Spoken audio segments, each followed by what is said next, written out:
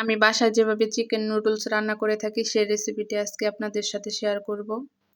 Hello everyone, আসসালামু আলাইকুম। প্রথমে আমি রান্না করার জন্য সকল উপকরণ এখানে রেডি করে নিয়েছি। আর বাসায় যেগুলো উপকরণ ছিল আমি সেগুলো দিয়ে রান্না করব। আপনারা চাইলে আরও অনেক কিছু অ্যাড করতে পারেন। চলেন রান্নার কাছে চলে যাই। প্রথমে একটি প্যানে পরিমাণ মতো তেল দিয়ে প্রথমে আমি চিকেনগুলো ভালোভাবে ভেজে নেব। চিকেনগুলো খালি আমি অল্প একটু লবণ দিয়েই ভেজে নেব, এর মধ্যে কোনো মশলা এখানে অ্যাড করব না। লবণ দিয়ে প্রায় 5 মিনিটের মতো ভেজে নেব, একদম চুলার আঁচ মিডিয়ামে রেখে। চিকেনগুলো যখন এরকম ব্রাউন কালার হয়ে আসবে তখন উঠিয়ে নেব। আমি খুবই অল্প পরিমাণে চিকেন নিয়েছি, আপনারা চাইলে আরও বেশি পরিমাণে নিতে পারেন। এরপর আমি চিকেনগুলো সম্পূর্ণ উঠিয়ে নেব। এরপর ওই প্যানের মধ্যে আমি পরিমাণ মতো তেল দিয়ে পেঁয়াজ কুচি, কাঁচামরিচ কুচি দিয়ে দেব। পেঁয়াজ এবং কাঁচামরিচ একটু ভালোভাবে কিছুক্ষণ ভেজে নেব। যখন পেঁয়াজগুলো প্রায় যে এরকম কালার হয়ে আসবো তখন এর মধ্যে দিয়ে দেবো গাজর এবং টমেটো কুচি। এগুলো দিয়ে কিছুক্ষণ ভেজে নেব। এখন গাজর এবং টমেটো আমি প্রায় 2 মিনিটের মতো ভেজে নিয়েছি। এখন আমি এখানে সব ধরনের মশলা অ্যাড করব। প্রথমে দিয়ে দেবো একটু লবণ, এরপরে দিয়ে দিলাম অল্প একটু হলুদ, এরপর দিয়ে দিলাম ম্যাজিক মশলা।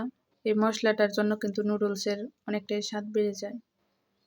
এরপর মশলাগুলো ভালোভাবে মিশিয়ে নেব। প্রায় 30 সেকেন্ডের মতো মশলাগুলোকে ভালোভাবে এগুলোর সাথে মিশিয়ে নেব। এরপর এর মধ্যে দিয়ে দেব টমেটো সস, এরপর এর মধ্যে দিয়ে দেব সয়া সস। সয়া সস যদি আপনারা ব্যবহার করেন তাহলে লবণের পরিমাণটা কমিয়ে দিবেন।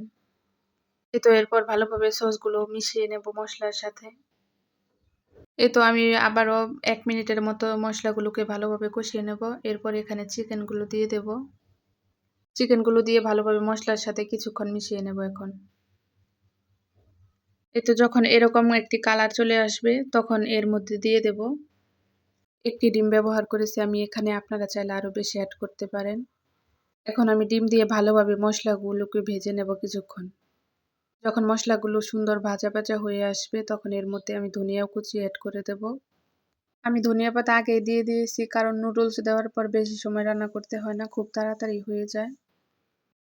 এখন আমি মশলার সাথে ধনিয়া পাতাগুলো ভালোভাবে মিশিয়ে নেব। যারা ধনিয়া পাতা পছন্দ করেন না তারা স্কিপ করতে পারেন। আমি অফ ক্যামেরায় নুডলসগুলো সেদ্ধ করে রেখে দিয়েছিলাম। নুডলস সেদ্ধ করার সময় অবশ্যই আপনারা অল্প একটু রেগুলার রান্নার তেল দেওয়ার চেষ্টা করবেন, তাহলে এরকম ঝরঝরে হবে। এখন আমি নুডলসগুলো ভালোভাবে মশলার সাথে মিশিয়ে নেব। তো আমি মশলার সাথে নুডলসগুলো ভালোভাবে মিশিয়ে নিয়েছি। এখন আমি এখানে অ্যাড করব ম্যাজিক মশলা। এই মশলাটার কারণে কিন্তু নুডলসের স্বাদ দ্বিগুণ বেড়ে যায়। পর আমি মশলাটা দিয়ে ভালোভাবে আবারও নুডলসের সাথে কিছুক্ষণ মিশিয়ে রান্না করে নেব। প্রায় 2 মিনিটের মতো রান্না করে নিয়েছি। তো আমার নুডলস রান্না করা শেষ। কেমন হয়েছে অবশ্যই কমেন্টে জানাবেন। এখন আমি নুডলসগুলোকে কেটে এর মধ্যে সার্ভ করব পরিবেশন করার জন্য। আজকের ভিডিওটি এই পর্যন্তই। সবাই ভালো থাকবেন। আসসালামু আলাইকুম। আল্লাহ হাফেজ।